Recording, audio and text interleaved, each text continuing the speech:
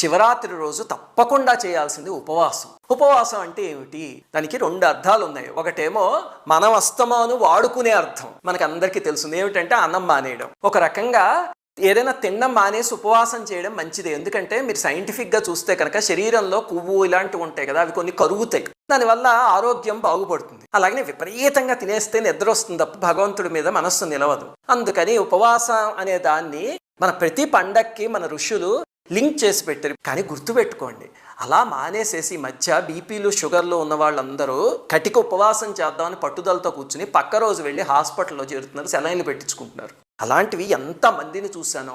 అలాంటి ఉపవాసాలు ఎప్పుడూ చేయకండి, అది మంచిది కాదు. ఇంకా రెండవది, అసలైన ఉపవాసం ఏమిటి? ఇది అన్నం మానేయడం ఉపవాసం కాదు. అసలైనది ఏమిటి అంటే ఉపవాసం అంటే దగ్గరగా ఉండడం. అంటే మన మనస్సు పరమేశ్వరుడికి దగ్గరగా రోజంతా ఉండగలిగితే దాన్ని ఉపవాసం అంటారు.